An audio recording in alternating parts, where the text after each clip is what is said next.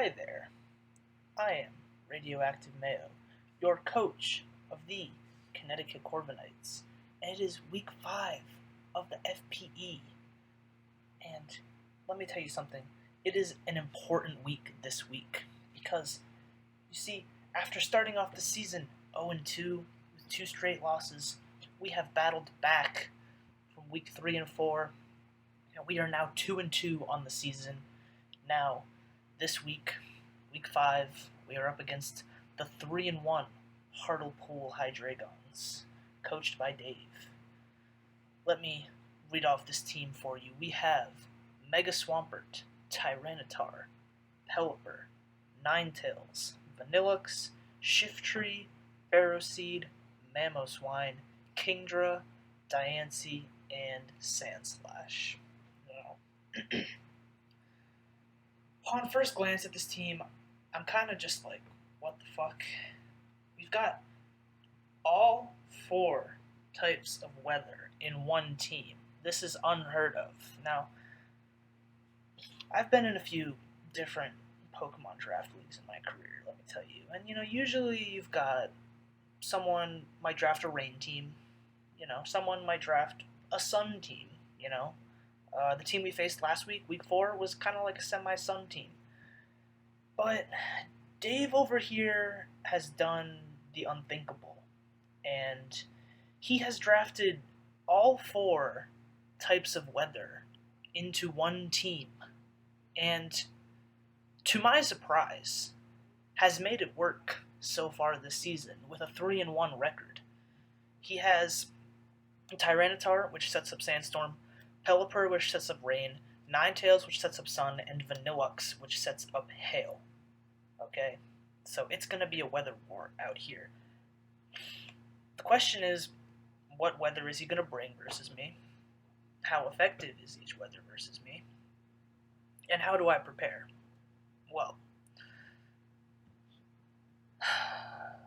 right off the bat, I think Rain is the best choice, just because Mega Swampert is a huge threat, and so is Kingdra, and I don't think that Sun is that good versus my team in particular, just because his Sun abuser Shifttree with Chlorophyll isn't that good versus my team. Now, Sand is also an option with Tyranitar plus Sandrush Sandslash. I could see it. It might not come, though. We could just see Tyranitar, or we could just see Sandslash. And then finally, Hail with the Vanillux. I think Vanillux is actually likely to come with the Hail, just because it can set up Aurora Veil, and Aurora Veil is really nice. And Vanillux is also just kind of nice versus my team, in particular. And then, aside from all of his weather threats, things that can take advantage of the weather that he sets up, he also just has some random things like Mamoswine. Mamoswine, I guess it has Snowcloak, but Mamoswine is just a huge threat in its own right. It just hits hard with Earthquake, Icicle Crash, Ice Shard. And then there's Ferroseed. I could see him bringing Ferroseed just as like something bulky that can take hits from things. And then Diancie. Probably going to see either Ferroseed or Diancie. Not sure which one. Maybe both. But, yeah. I think Rain is likely to come. Pelipper, Mega Swampert, Kingdra. I wouldn't be surprised to see all 3 of those. I don't think Sun is going to come. I don't expect to see Ninetales or Shifttree. Sandstorm definitely could come. We could certainly see Tyranitar, potentially. I think Vanillux is likely, and I'm definitely expecting either Ferroseed or Diancie, one or the other, and Mamoswine is also pretty likely. Let's go over my team here, the Connecticut Corviknights. First off, we've got the Gyarados. Now, Gyarados here actually has a really good matchup versus this team. So, Dave has 3 ground types in Mega Swampert, Mamoswine, and Sandslash, which is great because we're a flying type and we're immune to all of those. And with the Intimidate, we can weaken all of their other physical attacks. We're bringing a really bulky Gyarados this week, and that's mostly because he doesn't really have anything that can immediately threaten Gyarados really well. The best thing he probably has is Vanillux with Freeze Dry, but we're running the Assault Vest this week because that'll boost our special defense and allow us to live a bunch of special hits. This thing is mainly going to serve as our main answer to Kingdra. Honestly, I think Kingdra is the biggest threat on his team versus my team, so I want to make sure that we are well prepared to deal with Kingdra, and that's why we're bringing a bulky Gyarados. I think this thing is going to be really hard for him to be able to take down with his team, and we've got Waterfall, Power Whip, Stone Edge, and Dragon Tail. Waterfall is just pretty spammable versus his team, aside from like Pharaoh Seed. Especially with a rain boost, we can click Waterfall pretty safely. And then we've got Power Whip just to one-hit KO the Mega Swampert. This will take out Mega Swampert in one hit. Power Whip, and then Stone Edge hits stuff like Pelipper and Vanillux. We actually have enough speed investment here to outspeed the Vanillux and also the Mamoswine. Gyarados has base 81 speed, and Mamoswine has base 80, so we outspeed the Mamoswine by 1 point, and we've got some HP investment and some attack investment. Make us nice and bulky with the Assault Vest, but also hit hard. And then lastly, Dragon Tail is there for Kingdra. We want, like I said, this thing is our main answer to Kingdra. I want to keep it healthy to be able to deal with Kingdra. Yeah, so that's that. Like I said, I expect Gyarados to be really good here. I expect it to be very difficult for his team to take down. Now, moving on, we have Jirachi. Jirachi over here is kind of a weird Jirachi set. We've got the Grass Knot, which is really nice. Like I said, his team has 3 ground types. One of them being Mega Swampert, which is a huge threat, and Mamoswine and Sandslash. So, Grass Knot, and then we also have the Shuka Berry. Shuka Berry is going to half the damage of super effective ground type attacks, so that's going to allow us to live Earthquakes from any one of his ground types, and with Grass Knot, we can hit them back super hard. So this will one-hit KO Mega Swampert, which is great. And we actually have enough speed investment here to outspeed the Mamoswine, so we can actually outspeed Mamoswine and nearly take it out with a Grass Knot. And then we've also got Flash Cannon. Excuse me, because Flash Cannon is just good here. I needed to bring it just in case he has the Diancie. This thing will take out Diancie with Flash Cannon, and it's also good for Vanillux. This thing also outspeeds a Vanillux and can take out the Vanillux. This will be our main answer to the Vanillux if it comes. And yeah, hopefully we can catch one of his ground types with a surprise Shuka Berry Grass Knot and take them out. And then we just have Wish Protect just to heal up and stay healthy. We might be able to pass a Wish into something else on our team, like maybe a Gyarados, just to keep it healthy, or anything else. So that's Jirachi's role here. Pretty simple. Moving on, we have the Como-O. Now, Como-O set here is a little weird. Allow me to explain. We are bringing max speed defensive Como-O. Well, it's not max speed. Like I said, this speed investment is enough speed to outspeed the Mamoswine. Mamoswine base 80 speed, Como-O's base 85 speed. So we're going to be able to outspeed the Mamoswine. It's just fast, but we also have max defense investment. And the reason why we have max defense investment is because of Body Press. Body Press uses the user's defense stat as their attack stat in damage calculation, and it's a fighting type move. So this basically allows us to hit really hard with Body Press and also be really physically defensively bulky. Body Press is just such a good move on Como-O because we're going to take physical hits for days with our physical defense, but we're also going to be able to dish out huge body presses like that are going to come off 349 attack. So that's amazing. So this thing is basically going to outspeed and knock out Mamoswine. This thing will outspeed and knock out Vanillux. And additionally, this thing is basically a hard counter to Tyranitar. This thing completely shuts down Tyranitar with the physical defense investment and enough speed to outspeed it. Body Press will just knock out Tyranitar, and Tyranitar can't do anything back to us with all of this defense investment. So this thing completely shuts down Tyranitar, which is great. And yeah, any of his physical attackers, like even like Sandslash, it also walls Shiftry. If we do see Shiftry, this thing will wall Shiftry as well. So Kommo-o is looking really nice here. We've also just got Toxic, just to be able to, do damage to things. We might be able to Toxic like Pelipper or like Diancie on a switch, which would be great. We have Brick Break. The only reason why we have Brick Break, and there's only one reason why we have Brick Break, and it's just in case the Vanillux sets up Aurora Veil.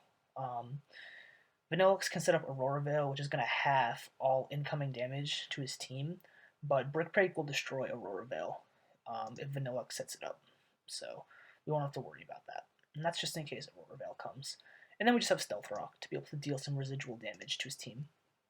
But we're mainly here to just click Body Press and switch into the things that Kommo-o can counter. We've also got Overcoat as an ability, which is kind of nice because it'll make us immune to Sandstorm or Hail damage, which we could see.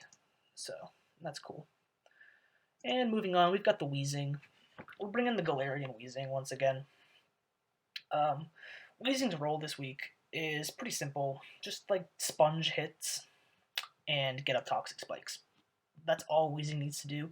If Weezing does that, Weezing has done its job. Toxic Spikes are just really nice for dealing residual damage to his team. The only things that are immune to Toxic Spikes are Pelipper and Ferroseed. Everything else is going to get poisoned upon switching and just take really nice residual damage. Yeah, and we've got some special defense investment, and like we've got good natural defense, so we don't need to invest in defense, but we invest in special defense because we want to be able to deal with potentially Kingdra. This is a backup check to Kingdra.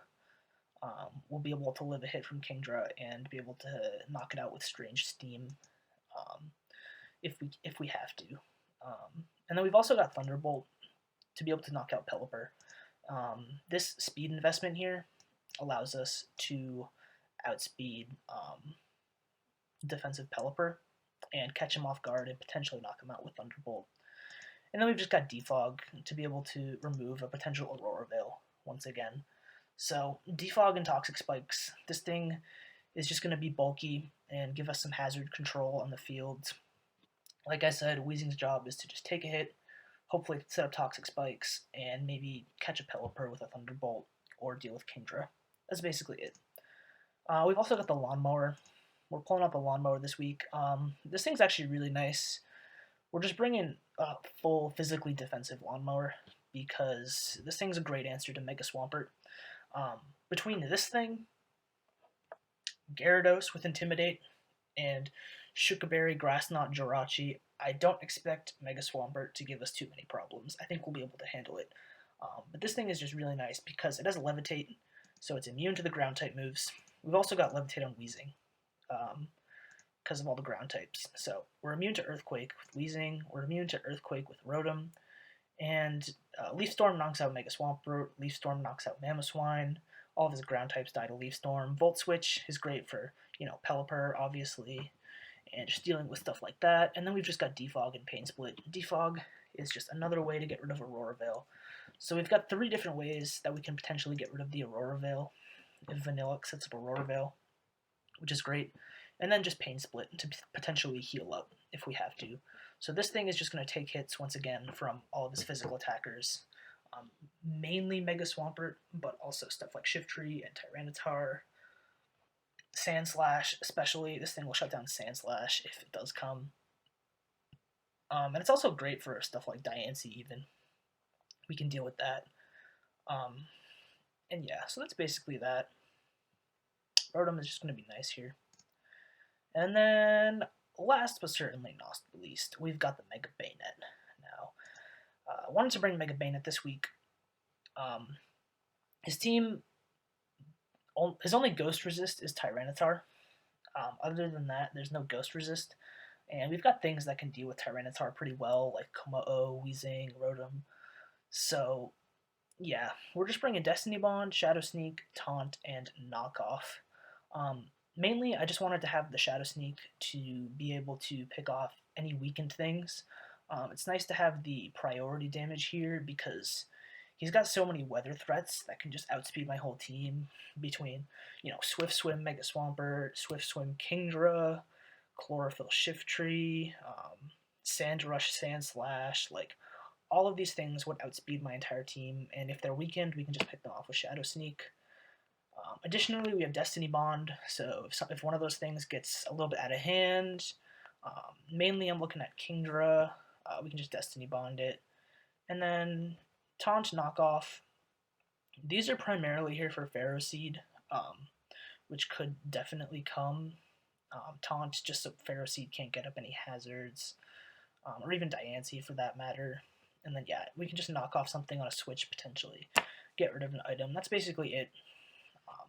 Just having Bayonet in the back with the Shadow Sneak Destiny Bond security is going to be really nice here. And with the max attack, we can do huge damage. So that's basically it. I think our matchup is looking pretty good this week versus the weather team, but we'll have to see what happens. And I'll see you guys in the battle. Alright, and we are here in the battle. Good luck, have fun. We see Vanillux, Mamoswine, Diancie, Pelipper, Swampert, and Ferroseed. Okay. So, there is Rain with Pelipper, but there's no Kingdra, which is cool. Just Mega Swampert. He did bring both Ferroseed and Diancie, which is fine. So there's some bulky things we have to break through. We do see the Mamoswine, and we do see the Vanillux. I knew we were going to bring the Vanillux. We're going to see the Vanillux. Okay. This is about what I expected him to bring. Let's see. In terms of leads, I'm thinking he'll want to lead maybe Vanillux, maybe Pelipper, maybe Mamoswine. I like the idea of leading Kommo-o. I think that's a pretty good lead. I'm just going to do that. I'm going to lead Kommo-o. We see Ferroseed. Okay. So, I doubt he stays in here because Kommo-o can hit Ferroseed super effectively. I'm not sure what he'd switch in, though. Maybe Pelipper or Diancie. I want to click Body Press just to, do damage to this thing. But, yeah, I doubt he stays in. So I'm really tempted to Toxic. But if he stays in on the Toxic, that's really bad for me. Because this thing can't be Toxic. So Body Press is definitely my safest play. It'll chip Pelipper at the very least. But Kommo-o here is very good versus this team. It takes out Mamoswine, it takes out Vanillux, it threatens Ferroseed. Like I said, I'm expecting either Diancie or Pelipper here, so I think Toxic is honestly my play. I doubt that he stays in Ferroseed versus Kommo-o, so I'm going to click Toxic. Yep, we do see the Diancie. Beautiful. So getting a Toxic on Diancie is awesome. So that's going to wear it down over time and deal good residual damage. Now, right here, Jirachi is pretty good switching. You could just go for the Moonblast to try to take out the Kommo-o, or you could just set up Stealth Rock. This thing might have, I don't know, screens or something, or Stealth Rock, but I think Jirachi is, my best play. I think going Jirachi here is fine. Yeah, because on the Moonblast, beautiful. Special defense, special attack drop is kind of annoying, but that's fine. Let's see. On Jirachi, I'm not sure what he'll switch into. We might see Pelipper. We might just see a Ferroseed again. He's not going to stay in. against this thing, because I could have like Iron Head and take it out, and that toxic damage is racking up, so he's probably going to switch, so I want to predict that switch and double out. I'm thinking he's either going to switch back into Ferroseed, maybe Pelipper, or maybe Mamoswine, but Mamoswine's pretty unlikely, because it also doesn't like taking an Iron Head. Let's see.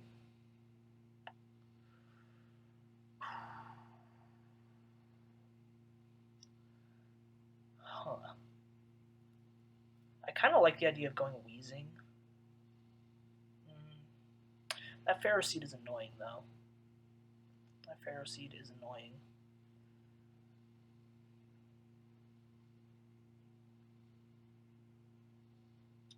I'm thinking of either going Wheezing, but I could also go Bayonet. Bayonet on Ferroseed would be great because I could taunt it, get my Mega Evolution off. It's also fine versus Pelipper because I could knock off. Like I said, I doubt that he stays in here, so I'm going to pull the double into Bayonet. I think that's a safe play. We see a Babiri Berry on Diancie, which is great. And he does go Ferroseed, like I expected. So the Frisk on Bayonet was really nice there. So we know that Diancie has a Babiri Berry. Babiri Berry is going to have the damage of a super effective Steel-type attack. So that means that Diancie might live a Flash Cannon from Jirachi. And that's good information to know. So Diancie has a Babiri Berry. Against Ferroseed here, like, my best play is to just Mega Evolve and go for Taunt. Alternatively, I could knock off its Eviolite, which would also be really good. I don't know if he would stay in here, but then again, what would he switch into is the question. So, yeah, I'm tempted to knock off. That's kind of a good play. Let's go for knockoff. Like, Taunt is safe because then he can't get up any hazards or anything. But knockoff is also really good because if this thing loses its Eviolite, it's going to be much easier for us to take down later on. So let's go for knockoff. I think knockoff is a fine play. It does stay in, so that's fine. We knock off the Eviolite, and we see Stealth Rock. Okay, so I was going to go for Taunt to prevent the Stealth Rock, but we end up just going for knockoff, and he gets the Stealth Rock up. Stealth Rock isn't the worst thing, though, because we can defog them. We have defog on Rotom and Wheezing. So we can defog those Stealth Rocks. That's not a huge deal. And getting the knockoff on Ferroseed is actually really nice. Right here, I'm going to go for the Taunt this time, just in case he stays in and sets up, like, spikes or something. Yep. Tries to Thunder Wave. So, Taunt there is a good play. This thing can't really damage me. Like, Ferroseed doesn't really do damage. That's not what Ferroseed does. Ferroseed is just kind of bulky, so I'm not really worried about taking damage from Ferroseed, so I kind of want to knock off again, predicting him to switch. I'm not sure what he switches into here, but I think knocking off again is pretty safe. Might see Diancie.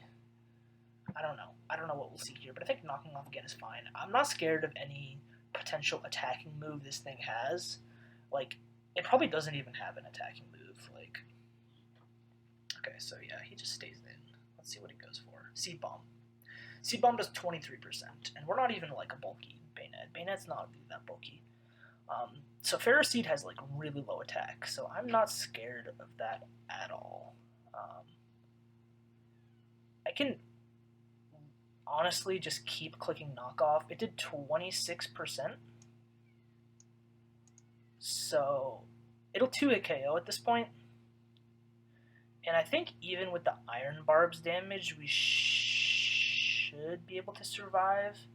I'm not sure how much Iron Barb's actually does percentage-wise, but Seed Bomb did 23. So 2 rounds of Iron Barbs, and we can probably live. Though I don't know. Let's just go for knockoff again. So that did 12%. Okay. So yeah, we should live another round of Iron Barbs, and we should just take this out here with knockoff. I think that's my best play. Let's eliminate Ferroseed. And we'll live the Iron Barbs damage at 3%. Beautiful. So Ferroseed's gone. That opens up a door for Gyarados, because Ferroseed was the best thing he had to take hits from Gyarados, And now that Ferroseed is gone, Gyarados is going to be really hard for him to switch into. Bayonet is really low though, but we still have Destiny Bond. So let's see what he tries to go into here. So we see Vanillux. So I have two plays here. I can either try to Destiny Bond this, or I can taunt. Also, we don't see Snow Warning. I don't know if that's a mistake or not. So, yeah, he forgot to make it Snow Warning. He just typed in the chat. Oof. So, this thing is supposed to be Snow Warning, but it's not Snow Warning. Because, okay, normally this thing would switch in instead of Hail with Snow Warning, but it looks like he forgot to make it Snow Warning. And then it could set up Aurora Veil, and I would, like, in that case, if this thing set up Snow Warning, I would click Taunt right here so that it wouldn't get up Aurora Veil. But alternatively, because we don't see Aurora Veil, I'm just going to click Destiny Bond. This is actually really good for me that he doesn't have the Aurora Veil, because I was really worried about that.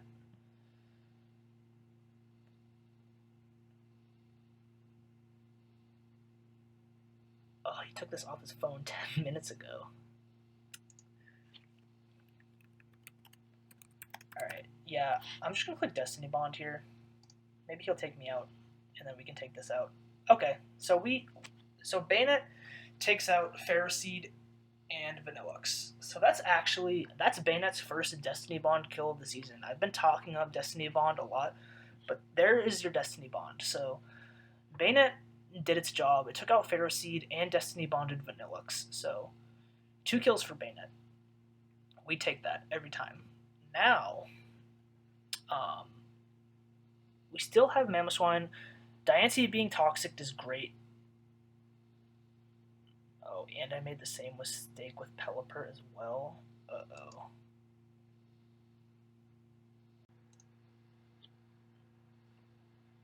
Okay, so we're back. We recreated this game because Dave forgot all of his weather abilities, but we just restarted, and now we've got Hail up here, and Pelipper should have Drizzle.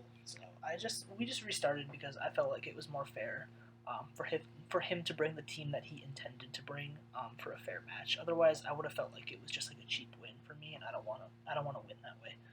So he goes Diancie on the Coma O after the Destiny Bond. So I don't want to stay in here because he can just Moonblast.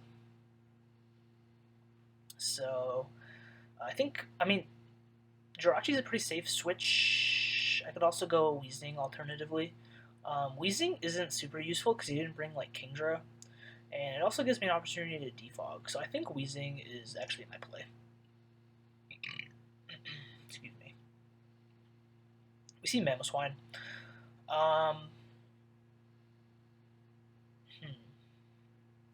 I should live any hit this thing goes for, I think. And it's not like it can set up or anything. So I'm just going to defog, I think, is my play. So he knocks off, which is fine. Gets rid of my Black Sludge. I get rid of Stealth Rock, which means that Gyarados is going to come in at 100% instead of 75%. And that's important because I want Gyarados to be healthy. Now, right here, I don't know. I should be able to live an Icicle Crash, I think. So I'm going to try to get up a Toxic Spike, because that'll help me deal some residual damage to the Swampert, and also this if it comes back in. So I'm going to go for a Toxic Spike. We can Revenge Kill this with Coma-O or even like Jirachi. Yeah. So I think Toxic Spike is my play here.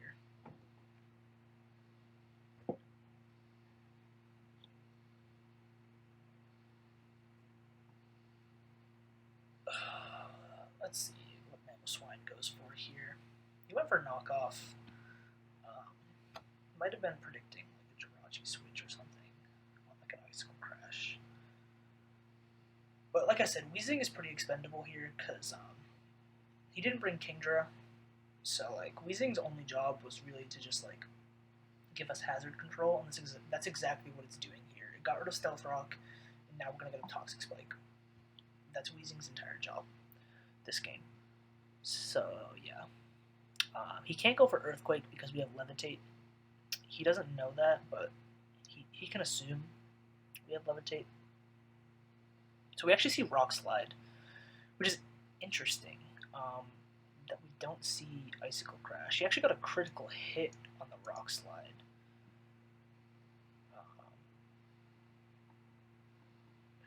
That's interesting. Okay. So Weezing isn't super useful anymore. I think an Icicle Crash will honestly take us out if he goes for it. He probably predicted the Gyarados. He might have predicted the Gyarados on the Icicle Crash. I'm going to stay in and just sack Weezing and go for Strange Steam. There's no point in me saving Weezing at this point. Weezing has done its job, like I said. Guard of Stealth Rock, got up Toxic Spikes. So we see Ice Shard. Boom. And that chip damage on Mamoswine is great. That is excellent chip damage on Mamoswine. We will take that all day. And the Toxic Spike is huge. So Mamoswine takes us out with Ice Shard. We know it's not Choice Scarf because he switched up moves, so we can outspeed this with Como-O and just go for Body Press, and I think that's what I'm going to go for. I'm just going to go into Como-O and I'm just going to click Body Press. If he goes Pelipper, that's fine. If he goes Diancie, he's just going to take a bunch of damage, plus Toxic. And, yeah, so he sacks Mamoswine. Mamoswine goes down here. Como-O takes out Mamoswine. So we see Diancie here. We still have the Rotom in the back for Swampert, so that's good, as well as the Gyarados. Como-O isn't super useful anymore. Like, Como-O did its job. We took out the Mamoswine. Let's see, he's probably just going to go for a Moonblast. I mean, I can go Jirachi pretty safely still, even on a Moonblast. I'm just trying to other play. Like, going for Stealth Rock is an option, but like, I don't know if the chip on Pelipper is really worth it. It's probably not. I'm just trying to decide if it's worth saving Como-O here or just sacrifice Como-O to this Diancie. I think Jirachi is a pretty safe play. I think Jirachi is a pretty safe play. But it's just nice to have the Chocoberry Grass Knot, you know? Rotom kind of just wins, though, which is great, along with Gyarados. Yeah, I don't think I really need Como-O anymore, so I'm just going to go for Body Press. That does 33. Okay, so we see Stealth Rock. That's fine. That's just going to deal some damage to Gyarados upon switching, but that's honestly fine. Not really concerned about that. I'm just going to go for Body Press again. We're going to take out this Diancie. Moonblast knocks us out from full HP, and Diancie dies to Toxic. So Como-O took out Mamoswine and Diancie. That's great. Now here I'm expecting Pelipper. I'm expecting Pelipper 100%. Either way, here my play is definitely Rotom because Rotom beats both Pokemon. We see Pelipper. Beautiful. And it has Drizzle. So the rain is up. I'm going for Volt Switch. If he goes Swampert, that's fine because then I just click Leaf Storm. We should have this in the bag. Pelipper dies to a Volt Switch. Beautiful. Alright, Swampert is the last Mon remaining. I'm going to go Jirachi. Let's see if we can live this and get the Grass Knot off. Swampert comes in, poisoned by Toxic Spike, and we're going to go for Grass Knot. Liquidation doesn't even go for Earthquake, and Grass Knot is a one-hit KO. So GG, that's a win for the Connecticut Corviknights. We are now 3-2. We beat the Hartlepool Hydreigons week 5. Now we have a winning record. We are on a 3-game win streak after starting off the season 0-2. Couldn't ask for anything better. I hope you all enjoyed. Thank you for watching. And yeah, I'll see you guys in week 6.